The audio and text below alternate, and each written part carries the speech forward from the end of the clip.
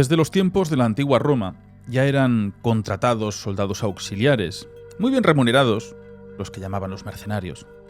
E incluso se habla que el mismísimo San Pedro fue uno de los contratados inicialmente para proteger a Jesús. Por eso decían que portaba siempre una daga bajo sus vestimentas. Estos mercenarios procedían de diversas y lejanas regiones, casi tierras remotas, personas solitarias, sin familia, viajeros, y siempre en busca de dinero y de nuevas aventuras.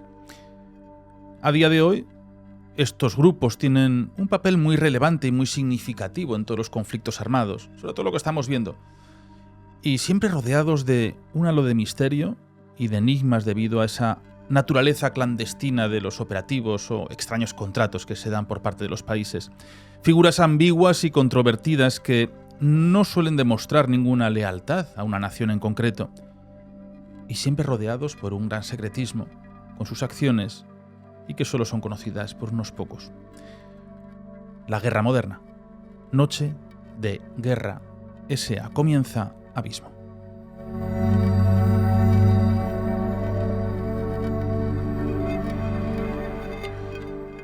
Pues bien, Guerra S.A. es una nueva publicación de Espasa que sin duda es para nosotros esta noche clave. Va a girar sobre esta nueva publicación, este nuevo libro de quién? Pues de un absoluto amigo nuestro del programa, uno de nuestros principales colaboradores, como es el coronel Francisco Rubio Damián. ¿Qué tal, coronel? ¿Qué tal estás? Muy bien, ¿tú qué tal estás? Bueno, bien, al fin tenemos ya el libro entre nuestras manos. Una portada bastante potente, ¿eh? Sí, no es mía, por supuesto, es idea de la editorial, pero en cuanto me la propusieron me pareció muy bien la combinación de la munición. El color de la munición tiene un toque de dorado que recuerda al oro. El oro, símbolo del dinero, y la munición de la guerra o de los combates, el combatir por dinero, creo que está logradísima y visualmente está muy bien, llama la atención.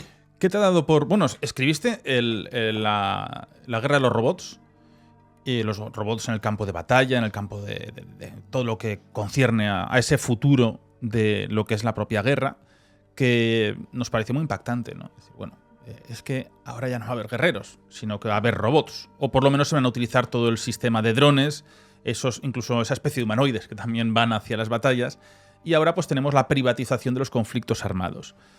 Queremos hablar de él sobre todo por ese secretismo tan interesante que a día de hoy estamos viendo en televisión, bueno, pues como ha pasado en Rusia, en Ucrania, pasa en otros grupos, en diferentes conflictos muy desconocidos, ¿no? Como siguen siendo lo que tenemos en África, en diferentes lugares del mundo, que pasan desapercibidos, pero a día de hoy pues tienen miles y miles de muertes, ¿no?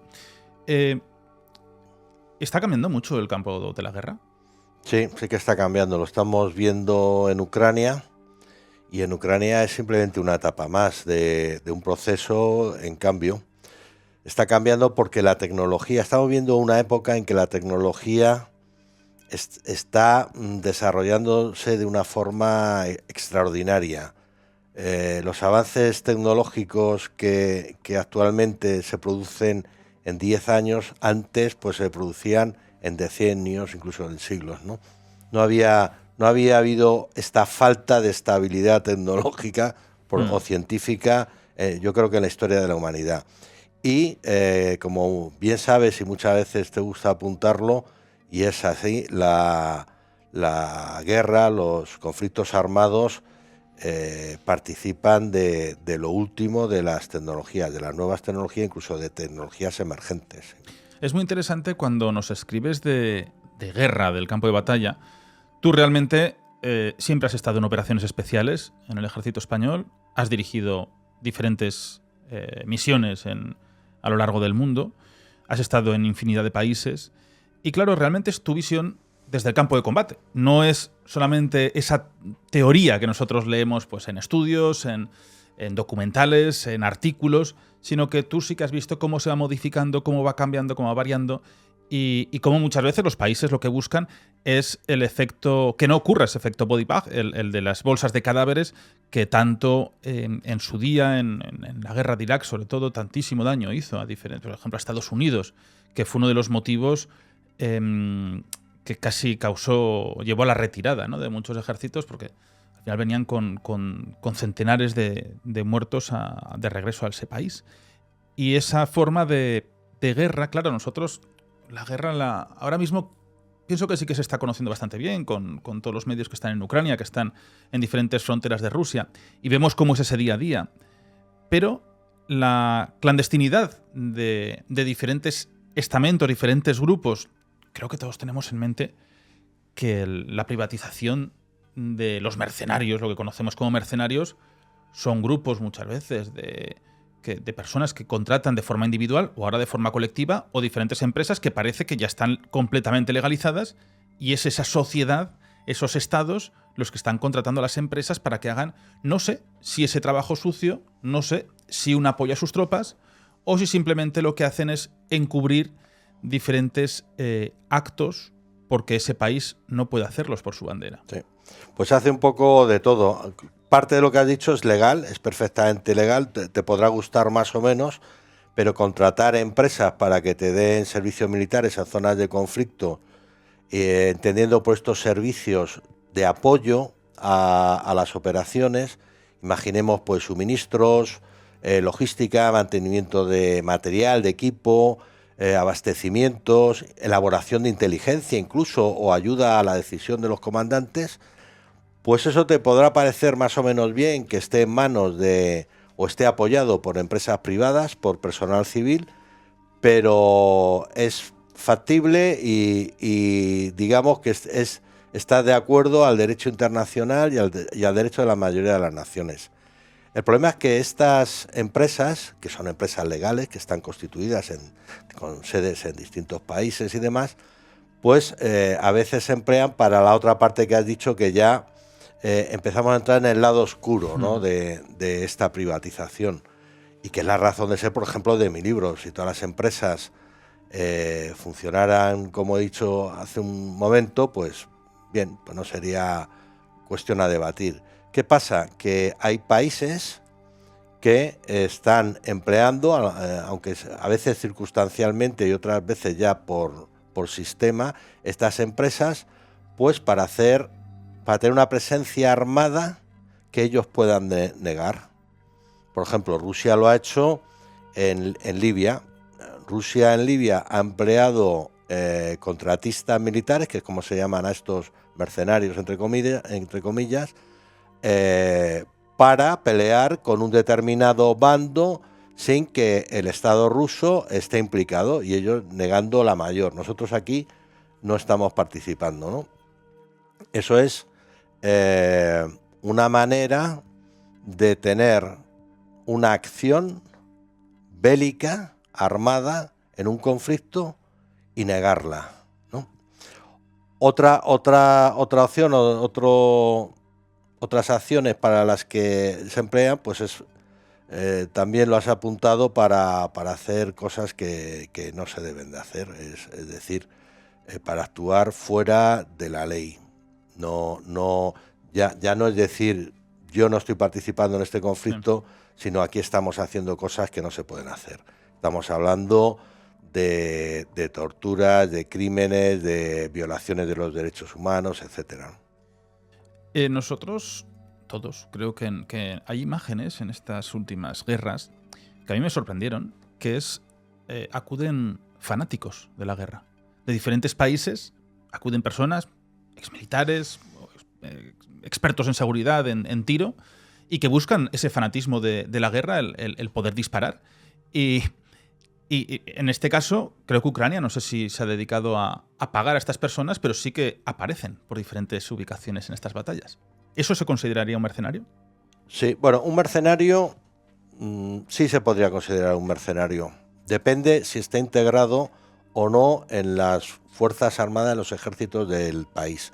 Y depende también si son de ese país o no. Por ejemplo, Wagner.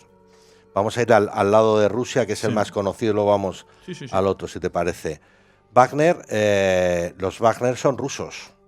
La empresa es rusa, era rusa, Wagner ya no existe. La empresa era rusa y los contratistas, los combatientes eran rusos.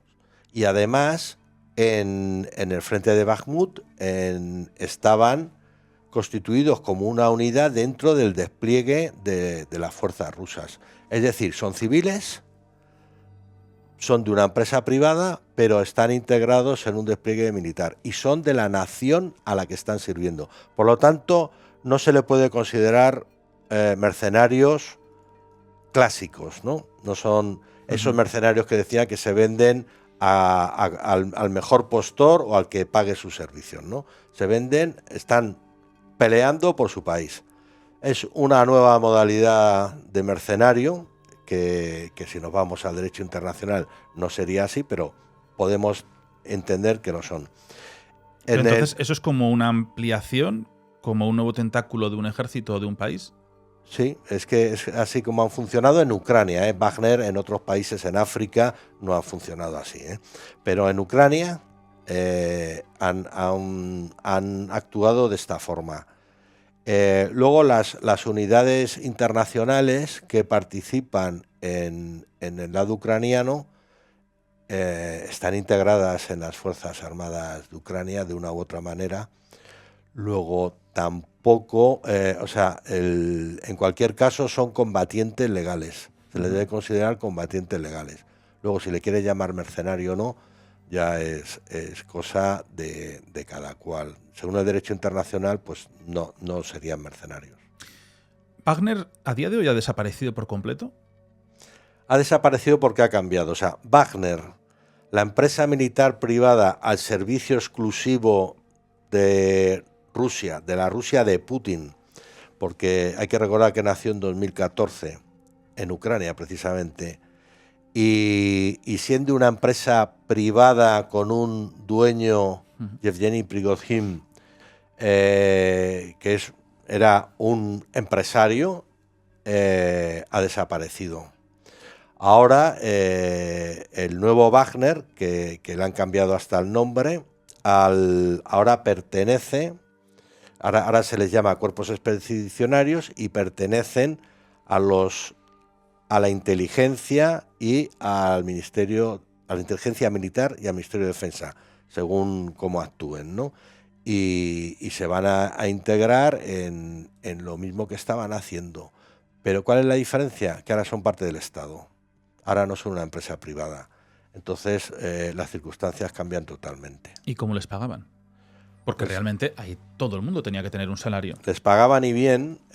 Wagner pagaba muy bien a su personal y Wagner conseguía dinero primero a través... hay que tener en cuenta que Prigozhin no tiene solo a esta empresa. Tiene un conglomerado de empresas, entre las cuales muchas se dedicaban a restauración y catering. Otras a hacer actividades de guerra en Internet, ¿no? De guerra en las redes sociales y demás, ¿no? Tenía una agencia de investigación de Internet, IRA, escrito IRA por las iniciales en inglés. También, bueno, ¿cómo le pagaba Rusia? Con contratos millonarios de servicios de catering a las Fuerzas Armadas rusas, a colegios y demás. Cuando empieza a hacer servicios en África, encuentran otra forma de ser pagados que le viene muy bien a Rusia, porque Rusia entonces ya no tiene que poner dinero, que es la explotación de minas o de yacimientos petrolíferos. Normalmente eso, explotaciones mineras y yacimientos petrolíferos de esos países donde están vendiendo sus servicios. Y ese dinero parte va a Wagner y parte va a Rusia, y con eso se está financiando. Ahora Rusia dice, yo quiero mantener esto, cambio el nombre, le llamo cuerpos expedicionarios, y son parte del Estado, pero siguen con las mismas explotaciones, oros, diamantes y tal, pero vamos, sobre todo oros, petróleos y demás. Es decir, las explotaciones, en este caso rusas, como podemos tener en el Congo, ¿no? Que tenía mucha explotación de diferentes minerales, como los chinos. Entiendo, por ejemplo, los chinos que tienen sus explotaciones, ¿quién les protege? Porque ahí no puedes enviar a tus ejércitos. Claro, hasta ahora lo que se hacía es... Wagner hace 3 tipos de servicios en estos países africanos. Estamos hablando de República Centroafricana, Mali últimamente, Sudán y demás. Bueno, ¿qué es lo que hace? Primero, protección a los líderes, ¿no? A los jefes de gobierno, a los presidentes. Vemos fotos, vídeos de estos presidentes que sus escoltas son blanquitos y tienen una pinta de eslavos que dices, bueno, estos son de fuera, ¿no? Estos no tienen pinta de ser subsaharianos. Son contratistas de Wagner. Eso por una parte. Pero ahí tiene que tener un interés Rusia, porque si no, no mandaría a su propia empresa. El interés que tiene Rusia es triple. Primero, desplazar el área de influencia a los países europeos. En estos países africanos, la influencia la ha intentado seguir ejerciendo los antiguos países de los que fueron colonias, ¿no? Las metrópolis, la antigua metrópolis, sobre todo Francia. Por una parte, desplazar a Europa de ese área de influencia, debilitar Europa. Por otra parte, fortalecerse ellos, ampliar su área de influencia y poder a África, que está muy demandada. Como muy bien has dicho, China lleva muchos años metiendo sus tentáculos ahí, sus intereses, que los tiene muchos, ¿no? Para asegurar que la producción de materias primas que necesita, pues les llega. Y tercero, conseguir financiación para la guerra. Rusia está financiando una guerra que le cuesta mucho dinero y está sometida a una serie de sanciones económicas que son de efecto de largo recorrido, ¿no? Entonces, para solventarlas, si tiene una empresa que le está dando dinero a través de explotaciones mineras y petrolíferas y le está produciendo ingresos, pues lo compensa, ¿no? O sea que un presidente de esos países, a cambio de permitir una explotación para intereses económicos de Rusia en este caso, a cambio Rusia lo que hace es ceder una seguridad personal, sus mejores guerreros, por decirlo de una forma, mucho más hábiles que los que tienen allí, más preparados, por lo menos para la guerra, más entrenados, y de esa forma pueden hacer la explotación y tiene la seguridad del presidente porque ahí al final son países donde sabemos que los conflictos son continuos, ¿no? Y las guerras civiles, pues en el Congo es eterna y será perpetua la propia guerra civil, porque se encargan países de armar a los propios vecinos, a los habitantes, pues para que siempre haya esa guerra, esa distracción, y mientras van como hormiguitas rascándoles el suelo y quitándoles todo. Claro.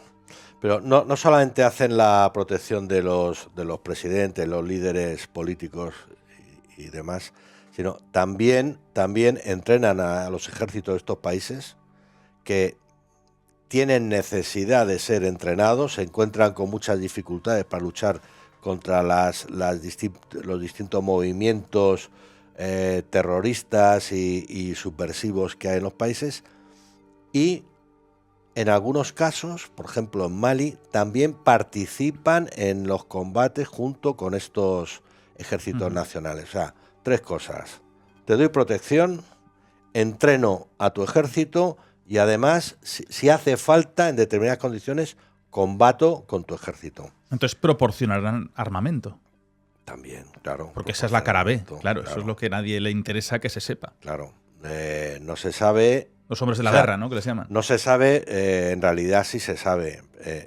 Igual, yo suelo decir que Wagner, la relación de Wagner con el régimen de Putin era el secreto peor guardado del Kremlin, lo sabía todo el mundo y solo se quitaron la careta el año pasado, hace meses todavía. No ha pasado de un año. Hace un año todavía negaban toda relación con Wagner cuando los tenían combatiendo en Bakhmut, ¿no? En el frente de Bakhmut. Pues esto que dices es lo mismo, es perfectamente conocido, es evidente, todo el mundo lo sabe, pero lo niegan. La cosa es que tú puedas negarlo.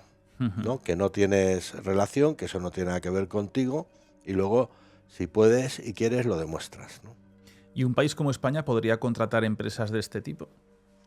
España y cualquier país occidental puede y en ocasiones hasta debe, pero España y los países occidentales en general no los contratan para hacer estas actividades.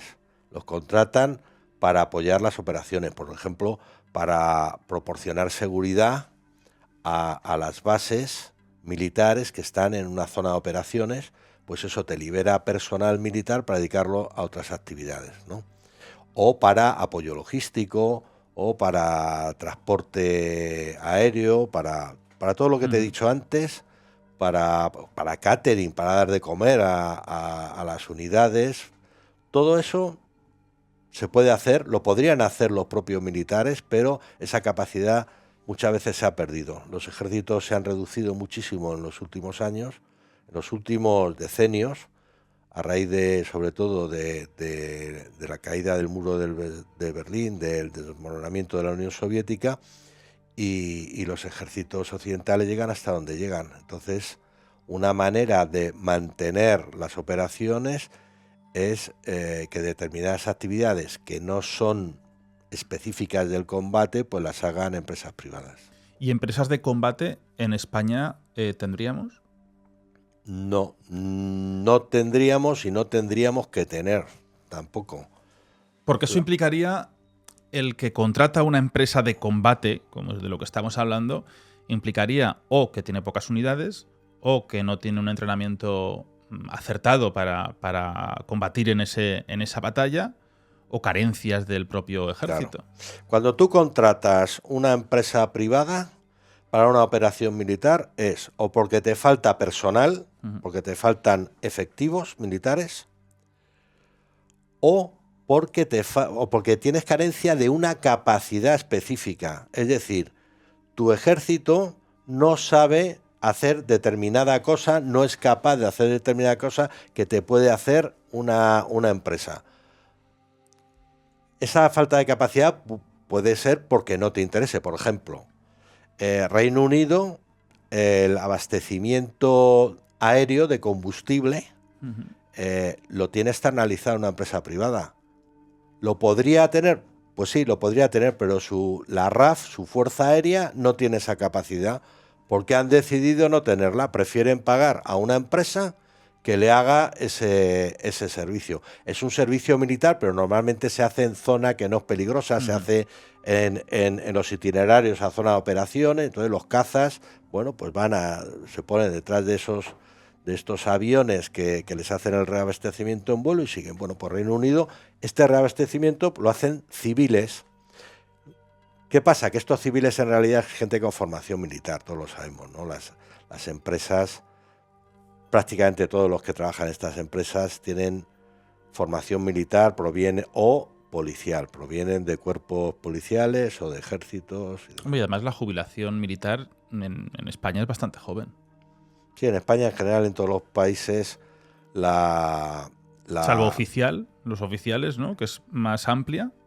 Sí, los oficiales, digamos que a los 58 años, por generalizar, ya no puedes ocupar puestos operativos. Puedes seguir, pasas a una situación que se llama de reserva, en la que puedes tener otro tipo de puestos que son muy auxiliares y no relacionados directamente con las operaciones militares, ¿no?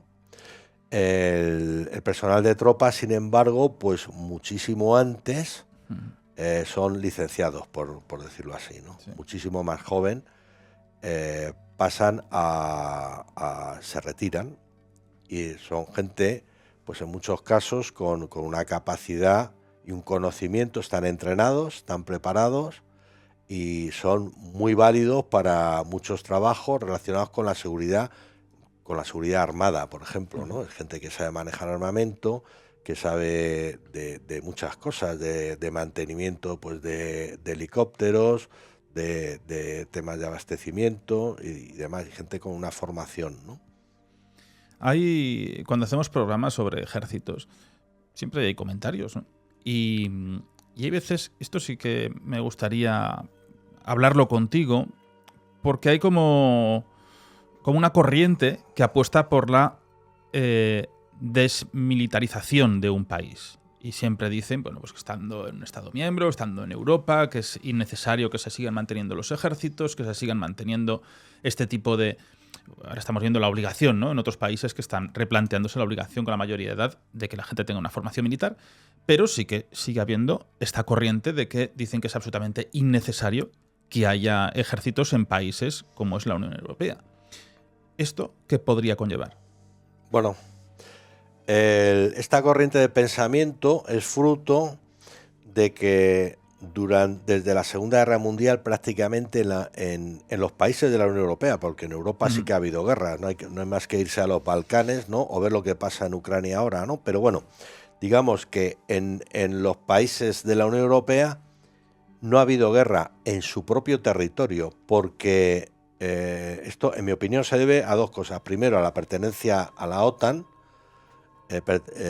una organización de seguridad y defensa muy potente, muy fuerte, con capacidad de disuasión. Y en segundo lugar, porque se ha buscado sacar la defensa, las acciones de defensa, de promoción de la paz, fuera del territorio de la Unión Europea. Es decir, antes de tener problemas aquí, vamos a solucionar los problemas donde se puedan estar produciendo. Esta es muchas veces la razón de ser de que tengamos operaciones militares en zonas que la gente que no sepa cuál es la razón de ser, pues no lo entienda. Dicen el Sahel, ¿no? O, por ejemplo, las operaciones contra la piratería. Eso afectaba a España directamente, pero afectaba a los buques, normalmente de pesca, que en las aguas del Cuerno de África pues navegaban por ahí, ¿no? Pues ahí se hizo, y todavía sigue, una operación militar para salvaguardar esa seguridad El tema... hay países que no tienen ejércitos, claro. Incluso en la OTAN. Islandia no tiene ejércitos, pero Islandia no tiene ejércitos, entre otras cosas, porque pertenece a una organización de defensa que se llama OTAN, donde el resto de los países sí tienen ejércitos, y muy potentes. O sea, la OTAN lo que hace es utilizar todos los ejércitos del Tratado Atlántico Norte. Claro, la OTAN viene a decir... si tú atacas a uno de nosotros, es como si nos atacaras a todos. Y nosotros estamos organizados para defendernos. Y tenemos una estructura militar y un cuartel general político, civil, en Bruselas, para que además la respuesta sea inmediata. Estamos entrenados, estamos preparados, estamos acostumbrados a trabajar entre nosotros, hacemos maniobras conjuntas, es decir, conjuntas, combinadas, se llaman cuando son entre distintos países, y tenemos la capacidad para defendernos. Esa es la primera parte de la disuasión, tener la capacidad. La segunda parte es tener la voluntad política de emplear esa capacidad. Y la tercera parte es la comunicación, es decir, hacer que el potencial agresor, que la amenaza potencial, sepa, o sea, comunicarle, sepa, sea consciente de que tenemos la capacidad y la voluntad de usarla.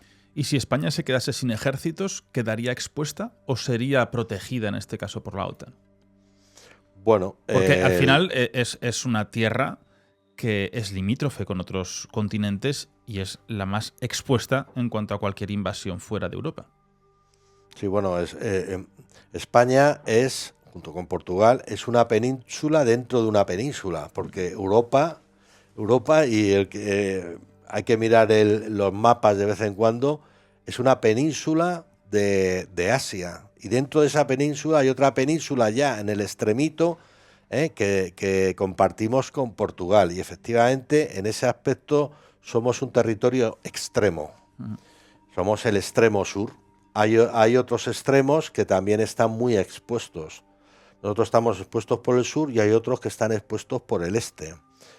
Si hablamos con las repúblicas bálticas o ahora con Finlandia, Finlandia se ha visto casi obligada a ingresar en la OTAN ante la perspectiva de los acontecimientos. Bueno, estaban arrastrando a los finlandeses. Está en el extremo este. Sí, sí. O sea, está los países extremos en el sentido territorial de la palabra, pues están más expuestos. ¿Y tenemos países que hacen juego sucio en la guerra, que se sepa? ¿O a día de hoy es bastante estable? ¿Juego sucio a qué te refieres? A incumplir cualquier tipo, por ejemplo, bien sean las torturas, bien sea diferentes formas de guerra. Claro. No, las torturas, las violaciones de los derechos humanos, los asesinatos, o sea, las muertes extrajudiciales y demás, ocurren. Y ocurren dentro de los ejércitos y ocurren dentro de estas empresas cuando las malemplean los combates. O sea, que no es una cuestión exclusiva de las empresas. Ocurre y hay que perseguirlas. Cuando ocurren, si perteneces a un país que es una democracia consolidada, como Estados Unidos, pues hay juicios y hay condenados, ¿no? O sea, ha habido contratistas de Blackwater que han sido juzgados y condenados en Estados Unidos por hacer un uso extremo de la fuerza contra personas que no eran combatientes, contra personas inocentes, ¿no? Y han sido condenados. Pero lo llamaban daños colaterales.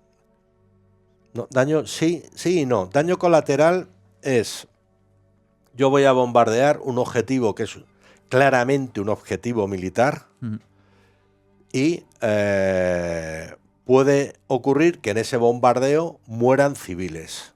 Pero yo bombardeo un objetivo que es militar, que es un objetivo lícito. Ese es un daño colateral no deseado.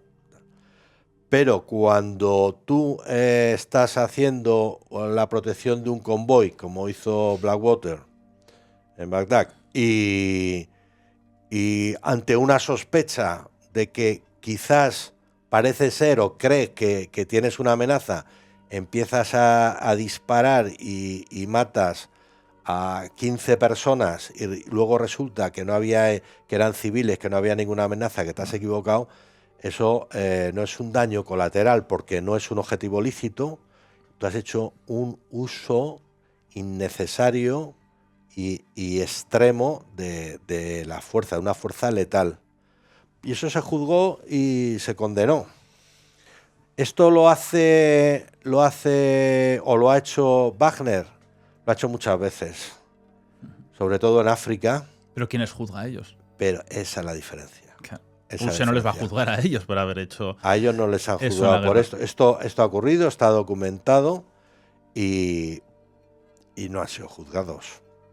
Si hacemos caso y si creemos los informes de las Naciones Unidas, esto ha ocurrido y está ocurriendo. Y si hacemos caso a informes, que estos ya pueden ser un poco más de parte de la inteligencia estadounidense, pues también sabemos que ha ocurrido, ¿no? Es claro que estos casos se han dado y es evidente que en Estados Unidos se han juzgado y condenado y que en Rusia, de momento, no se han juzgado. Pero esos blancos militares, para acabar pues, con diferentes zonas hostiles o personas hostiles, lo de Gaza, entonces, ¿cómo se llama? Lo de Gaza, en Gaza lo que ejerce Israel es un derecho de legítima defensa. Es decir, Israel... O sea, está amparado. Sí, está amparado. Ha sufrido una agresión militar o terrorista. Fíjate que no me voy a meter ni siquiera en eso. Sí. En la que ha tenido 1.200 muertos, ¿no? Bajas. Y reacciona, tiene derecho a defenderse con una acción militar, que es lo que está haciendo. Luego está ejerciendo el derecho de legítima defensa. Luego es legítimo que Israel se defienda con una operación militar, porque ha sido atacada militarmente o con acciones terroristas. Lo que no tiene derecho ni Israel ni ningún país es, en el ejercicio de la guerra, realizar acciones ilegales. Entonces, la guerra, contra lo que mucha gente cree, está muy, muy reglamentada, muy regulada, a través de un cuerpo jurídico que se llama Derecho Internacional Humanitario, también se le puede llamar DICA, Derecho Internacional de los Conflictos Armados, o Derecho de la Guerra. Da lo mismo, es lo mismo, todo lo mismo, y es una serie de leyes, normas que tienen unos principios que tienes que seguir a rajatabla para no cometer crímenes de guerra. Si no los sigues, cometes crímenes de guerra. Entonces, si Israel está atacando objetivos que no son lícitos, si Israel está atacando posiciones que no son militares, posiciones que no son terroristas, objetivos que no deben ser atacados por armamento, entonces eso es ilegal y eso puede constituir un crimen de guerra, aunque tenga derecho a hacer esa guerra. ¿Cómo funcionaría si ahora mismo Israel dice que, o le dicen, usted lleva 6 objetivos que no corresponden con lo que debe? ¿Cuál es la siguiente actuación que hay allí? Bueno, bien, las actuaciones... Es que al final, claro, dicen, no, esto es un crimen de guerra. Pero ¿y qué pasa después con ese crimen de guerra? Sobre todo si crímenes de guerra, que todos los conocemos a toro pasado, ¿no? Habitualmente es cuando aparecen, pero cuando se está viendo en directo que está ocurriendo eso, ¿quién interviene? Bueno, pues intervienen las Naciones Unidas. Es que, perdona, que no te había entendido. ¿Quién determina? Bueno, primero hay que determinar si está habiendo crímenes de guerra o no, ¿eh? Yo no tengo la información de detalle de cómo se están haciendo las operaciones, cómo se están atacando los objetivos y tal, pero lo que se está diciendo es que se están atacando objetivos que no son militares, ¿no? Entonces, en ese caso serían objetivos ilícitos y eso está prohibido. Las Naciones Unidas son las que tienen que garantizar que se cumple el derecho internacional. Y dentro de las Naciones Unidas, el Consejo de Seguridad de las Naciones Unidas es la que tiene la potestad de realizar los primeros mandatos para restablecer la situación de paz y de respeto de los conflictos. Aparte de que se establezcan, si se cree necesario, y si se establece que es necesario, pues tribunales internacionales de justicia. Tengo una pregunta que para mí es bastante interesante. Tenemos Estados Unidos, China, Rusia como las grandes potencias militares en el planeta a día de hoy, y sobre todo tienen un presupuesto muy elevado para la creación de nuevas tecnologías para el ámbito de la guerra. Tecnologías robotizadas, tecnologías de drones, tecnologías invisibles, tecnologías hipersónicas con lo que estamos ahora. Bien, de acuerdo, es una tecnología que se está desarrollando. Esto es natural, ¿no? Y todos lo conocemos y muchas veces obviamente son públicas, y en Estados Unidos pues siempre intentan estar por encima de los chinos en estas creaciones.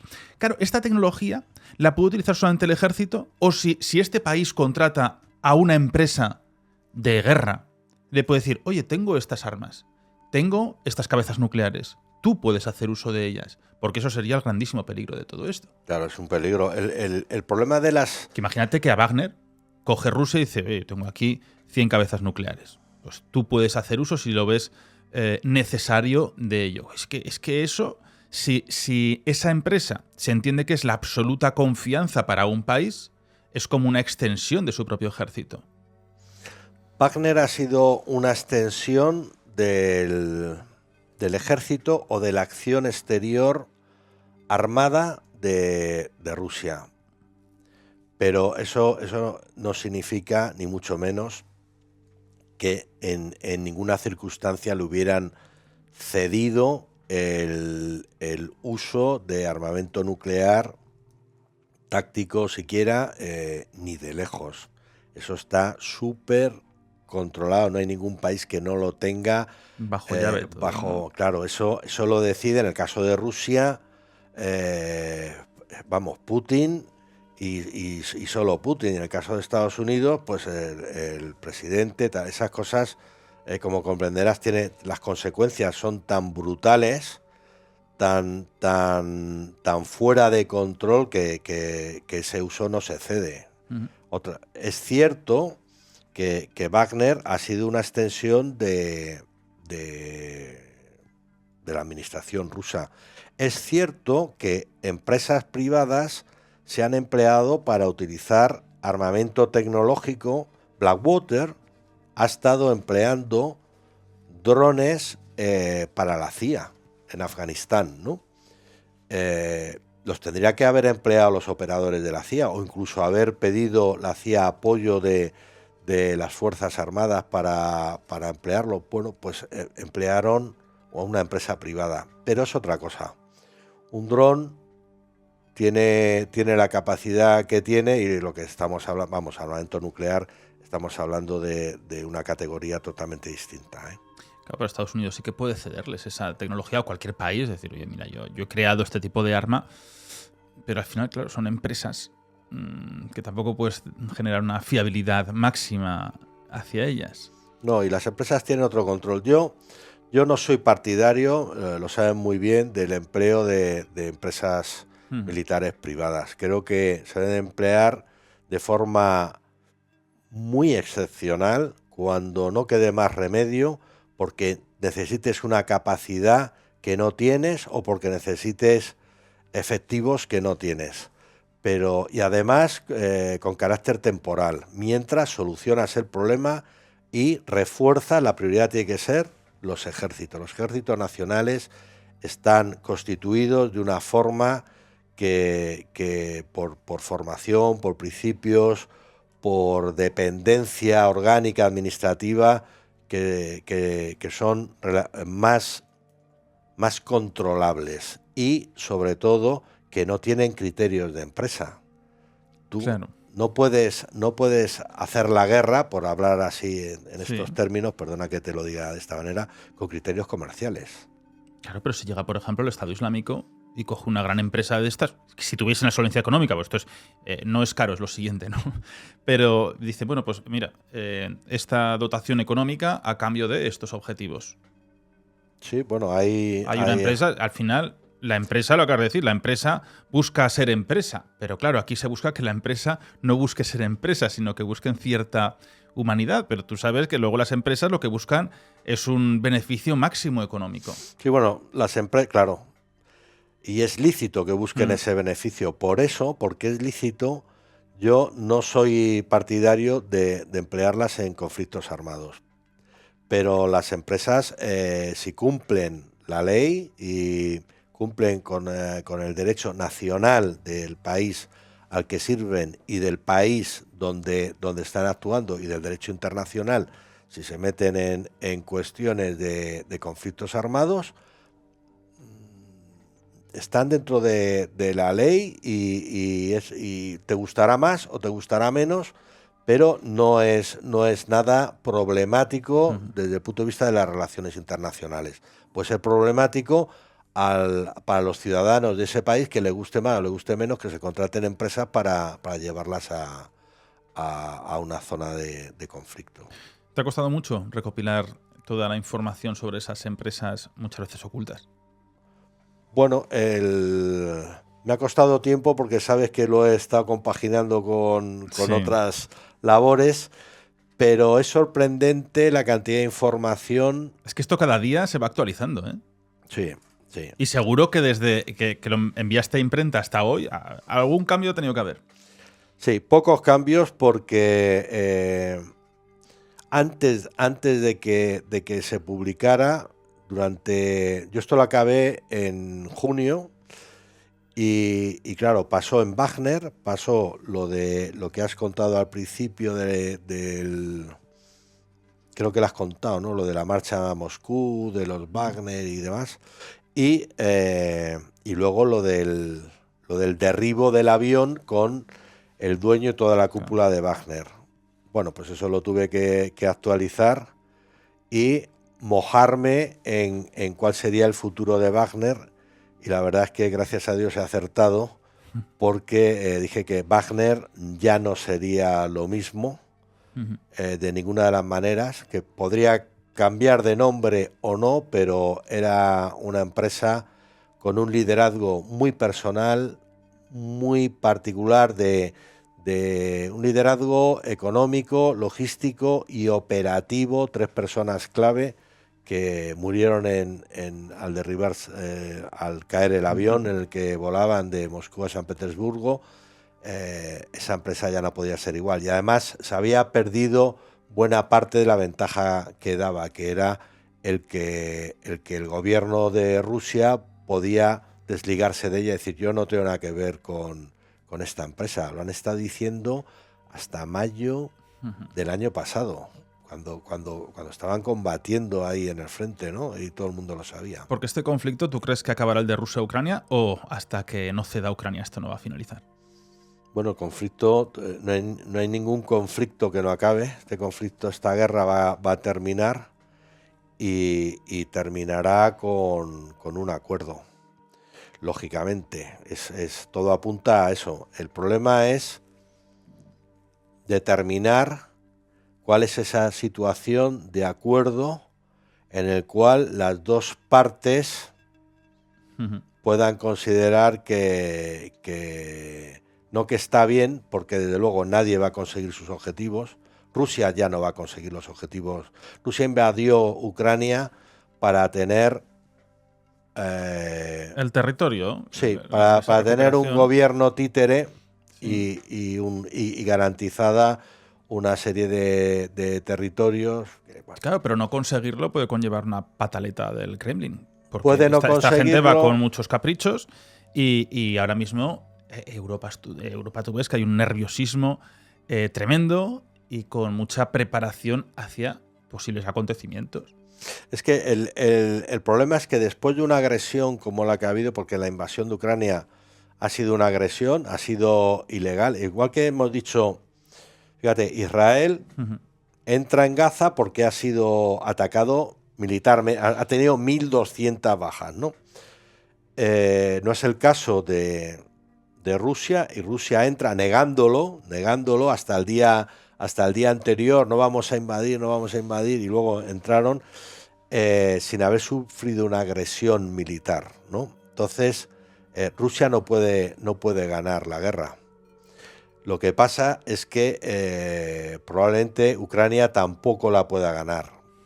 Ucrania perdió ya en 2014 la península de Crimea, perdió el control sobre parte de los territorios fronterizos del Donbass, y ahora tiene más territorio ocupado. Nada en comparación con lo que se decía cuando empezó la invasión. Decían que eso iba a durar 1 semana, 2 semanas, Rusia se haría con toda Ucrania. Nada, ni de lejos.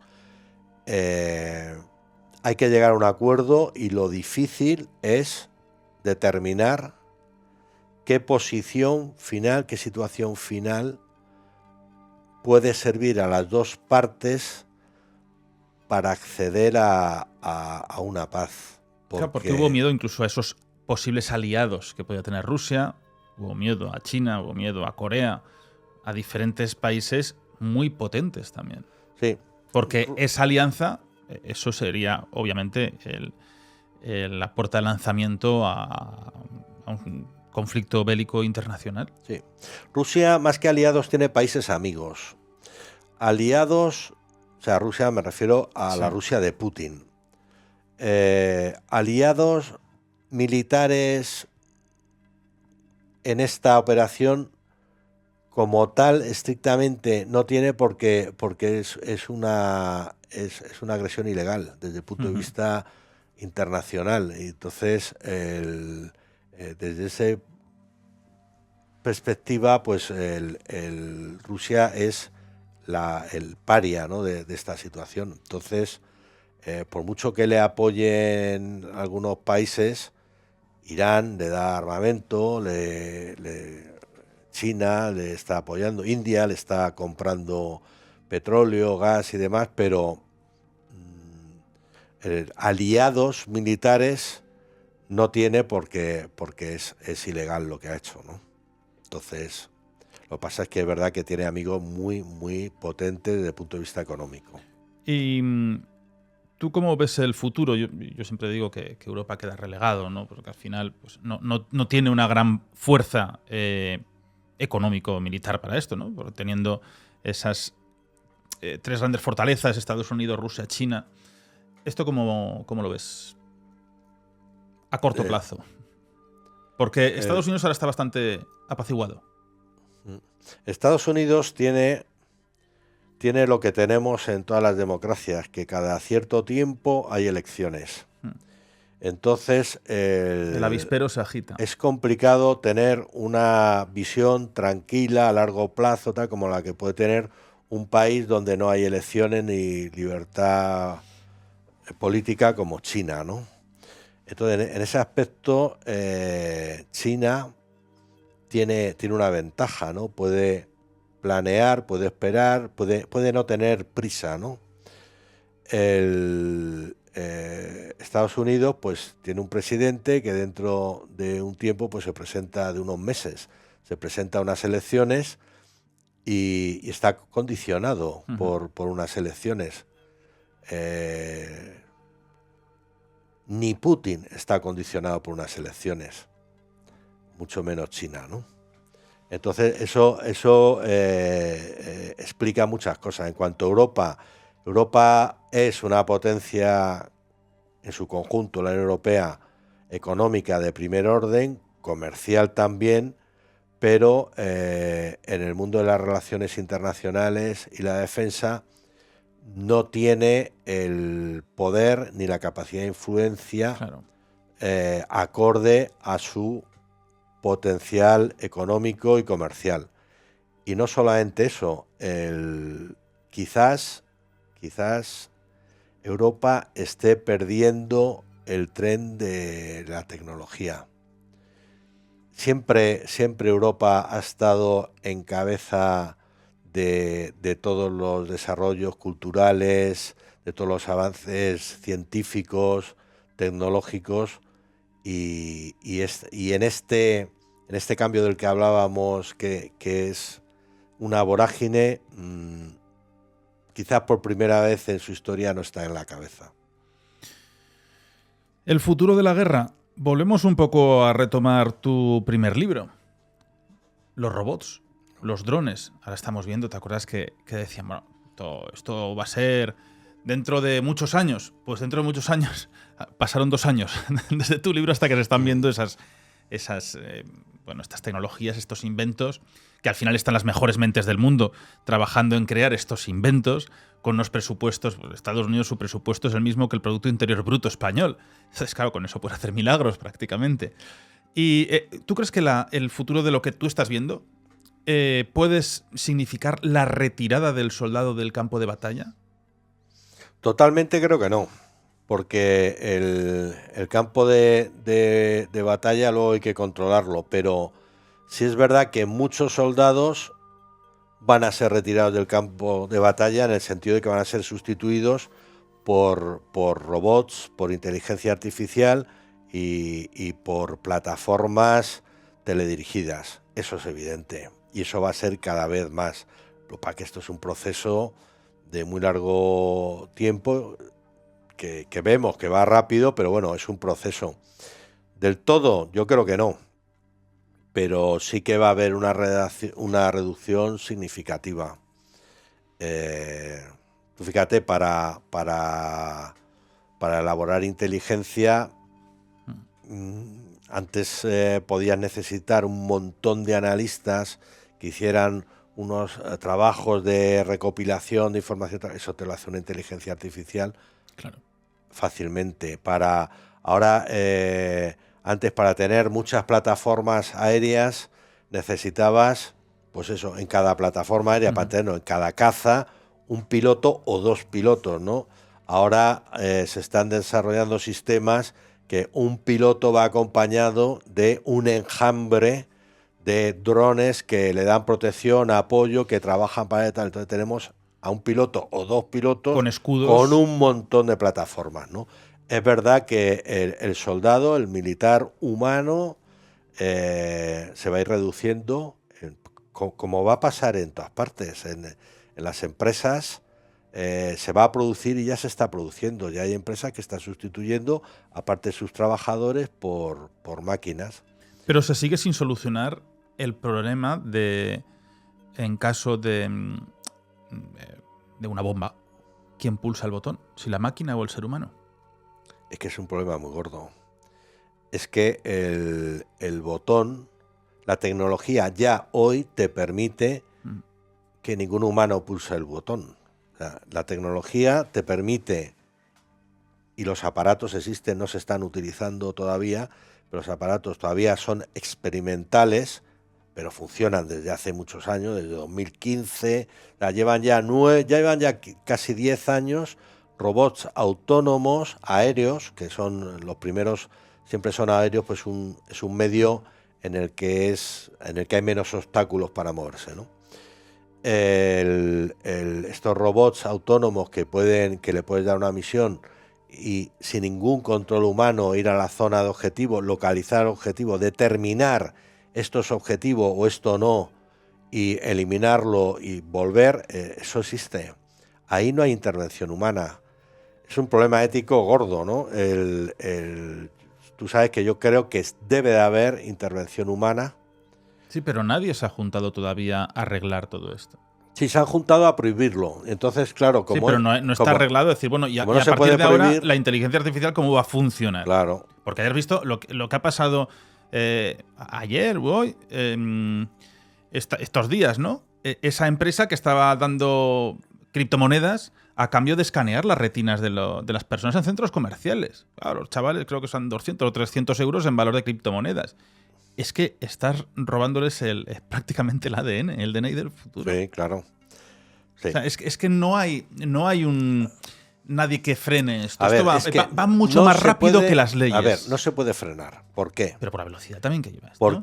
Porque es una tecnología comercial que está a disposición de cualquiera. O sea, tú puedes frenar pues el uso de bombas atómicas en el mundo, que todos los países, lo que se llama la proliferación nuclear. La puedes frenar. ¿Por qué? Porque para hacer una bomba atómica tienes que enriquecer uranio o el mineral del que se trate hasta niveles bélicos, de armamentísticos, algo que es fácil de controlar. Es una tecnología que no es comercial, sí, no sirve más que para eso, y es controlable. No la puedes comprar en la calle, esa tecnología. Fíjate, Irán, los problemas que está teniendo para desarrollar su propio armamento nuclear, ¿no? Pero esto no, la inteligencia artificial la tenemos en la calle, la podemos comprar, los robots se pueden adquirir, se pueden fabricar, tú eso no lo puedes limitar. Entonces, si a un robot autónomo lo armas y lo programas para usarlo como una plataforma para que mate, para que destruya determinados objetivos, eso no hay quien lo pare. Y qué baratos son ahora, ¿eh? Y cada vez lo serán más. Los básicos, ¿no? Sí, sí. Claro, los que tiene Estados Unidos, China y demás, pues esos son cuestiones aparte. Pero esos robots que tienen forma de perrito muy graciosos y tal, tú por 60.000 euros te compras uno, le pones, lo armas, de hecho ya hay algunos armados, lo armas con un fusil automático automático y autónomo que pueda ser manejado por el propio robot, y tú ya tienes un robot militar que mata sin necesidad de que ningún operador lo esté manejando como se manejan los drones, ¿no? Claro, y encima que pueda aprender por sí mismo de sus fallos hasta ser una máquina perfecta. Claro. Y cuando sea una máquina perfecta que esté por encima de ese pensamiento, de esa agilidad del ser humano, sino que el pensamiento sea mucho más rápido, mucho más ágil, ahí es donde llega el absoluto problema. Claro, es que además, bueno, bien, claro, eso ya son palabras mayores. Eso hoy por hoy es Claro, pero controlable. una ¿no? máquina piensa mucho más rápido que nuestro cerebro. Procesa más rápido que nuestro cerebro Si no piensa. los datos, ¿no? Los procesa y te da una solución mucho más rápida que la nuestra. Las máquinas son mucho más torpes que nosotros en otras capacidades de raciocinio y de mentales, ¿eh? Pero efectivamente, para lo que dices, son mucho más precisas, más rápidas y pueden procesar muchísimos más datos y además de forma que para nosotros es instantáneo, ¿no? Para nuestra manera de ver las cosas como si fuera instantáneo. Lo que decías antes, para mí es importante. ¿Por qué no se está haciendo nada contra este tipo de armamento? Porque se ha enfocado mal desde el principio. Desde el principio, Naciones Unidas ha liderado un proceso para prohibir los robots autónomos letales. Y claro, ha fracasado. Lleva no sé, 7, 8 años y no avanzan. ¿Por qué? Porque tú no puedes prohibir. Eso es una utopía, es muy bonito, pero no puedes prohibir porque ya existen. Hay una carrera armamentista en la que participan todas las potencias militares del mundo y además estas potencias son conscientes de lo que estamos diciendo, que es que cualquiera va a tener esto y si cualquiera lo va a tener, yo voy a tener los mejores. Lo que tienes que regular es su uso. ¿Cómo se puede usar? ¿En qué condiciones? Cómo hay que mantener el control humano o la supervisión y cuándo se puede dejar que actúe de forma totalmente autónoma. Ahí sí se podría avanzar. Y sabes que yo aporté algunas ideas a este respecto, pero bueno, ideas puede haber muchas. Pero prohibirlo, pues es una utopía muy bonita, claro, pero tan bonita como inoperante. No va a salir nunca, nunca se va a prohibir.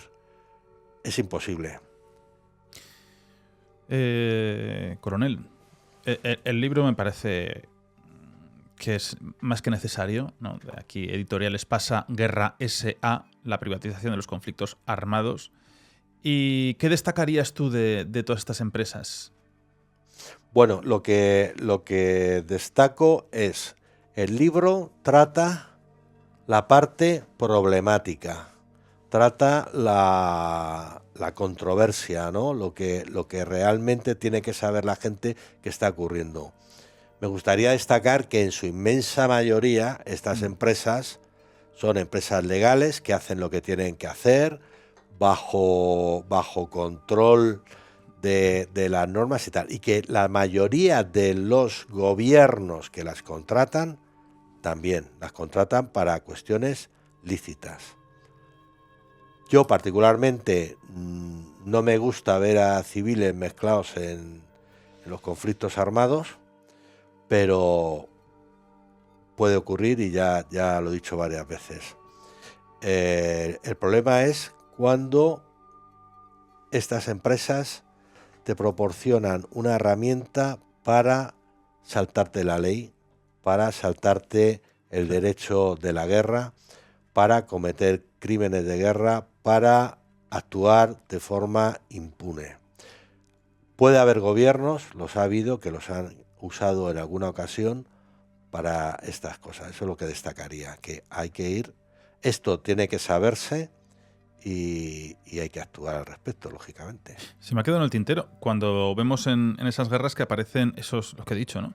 Los fanáticos que vienen de otros países simplemente por el hecho de luchar, sí, por el hecho de... Hay gente que disfruta matando, esto es así, y que no suene algo... Hay gente que disfruta matando, ¿no? Y los crímenes de todos los aspectos no tienen por qué ser armados en una guerra, sino hay gente pues que necesita esas dosis en su propio cerebro y es la crueldad de la mente humana, donde muchas veces pues apremia por encima de la vida de un ser humano la vida de un animal. Y esto es así, y es en el mundo en el que vivimos. Había el mayor francotirador, creo que fue de la Primera Guerra Mundial, que él no sé, creo que yo tenía más de 100 bajas. Y él dijo que una vez pasó un perro y fue incapaz de pegarle un disparo a un perrito, ¿no? Pero las personas podían matar a tantas como pasasen por delante, que estaba en lo alto de un campanario. Claro, esta gente que viene de diferentes países, que vemos de todo el mundo, ¿les pagan?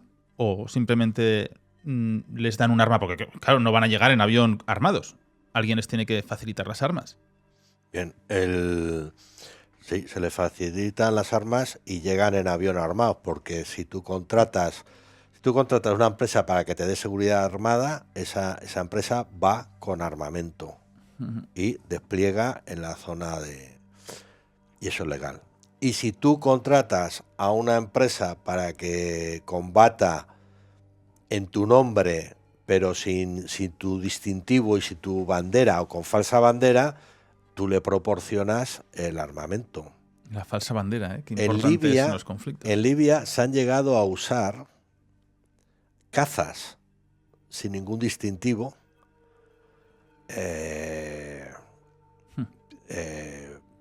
rusos, casi seguro, y probablemente de Wagner, pero se han empleado sin distintivos. ¿Y ahí qué ocurre? Bueno, pues se ha dicho, se ha tomado nota y hasta hoy. Claro, se mira arriba y decir, ¿esto de quién son? Pues es que no sabemos de quién son, porque sin distintivo también significa anónimos ante un radar.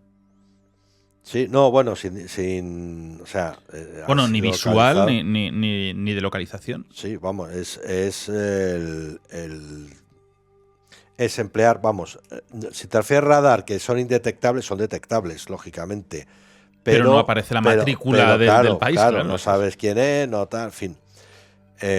Y lo que decías de esta gente que parece que le gusta la tortura, le gusta matar, hay un vídeo que es muy duro de unos Wagner en Siria, cómo torturan hasta la muerte a uno que consideran un desertor sirio, y tú ves cómo la gente está disfrutando, los que le están torturando hasta la muerte. Son escenas muy duras. A mí no me hace ninguna gracia ver. Yo las he visto porque me he tenido que informar de estas cosas, y no lo están haciendo, casi parece sí que les da placer tratar así a una persona, vamos, hasta... Es horrible, es una tortura hasta la muerte, ¿no? Muchos asesinos sienten placer, ya no solamente sexual, sino el placer del poder. Es un poder también que tienen esas personas de acabar con la vida de otras. Estas personas en concreto, al final, gracias a la inteligencia artificial, una de ellas ha sido identificada, ¿no? Y está marcada, y si alguna vez comete algún fallo tal, pues será detenido y juzgado, ¿no? Pero con inteligencia artificial de reconocimiento facial y demás, ¿no? Que esa se está usando mucho en Ucrania, por cierto. Pues sí que hay gente sí. Así. Hay gente mala, sí, la hay, mucha. Coronel Rubio, lo tenemos en todas las librerías desde ya, este libro maravilloso. Y bueno, no sé si te estás animando ya al siguiente. Sí, ya me estoy planteando. Magnífico. Me estoy planteando. Estoy haciendo la estructura del siguiente. El siguiente creo que se lo voy a dedicar a Europa. Hombre. Porque has hablado algo que digo, mira, de esto igual hablamos dentro de un tiempo algo más en profundidad, ¿no? Creo que el planteamiento que voy a hacer es el desarme de Europa. El desarme de Europa. Sí. Con un solo ejército. No, el desarme, y no solo militar, ¿eh? Mi planteamiento inicial era... El desarme de la propia Unión. Europa desarmada. ¿Vuelta a los orígenes? Puede ser, ya veremos. Tengo las ideas más o menos claras, tengo un concepto de lo que creo que es, pero a lo mejor investigando cambio de opinión, no lo sé. Bueno, pues nos vemos pronto, nos cuentas más cosas. Muchísimas gracias, miles de éxitos con este libro. Seguiremos hablando de muchísimos temas, que tenemos 1000 temas pendientes. Gracias por estar aquí. Cuando quieras, gracias por invitarme. Y nos marchamos hasta la próxima semana, pues con unos amigos, con un grupo que también da mucha guerra, como es Aura Límite. Un abrazo enorme y hasta la próxima. Queda salir por la puerta.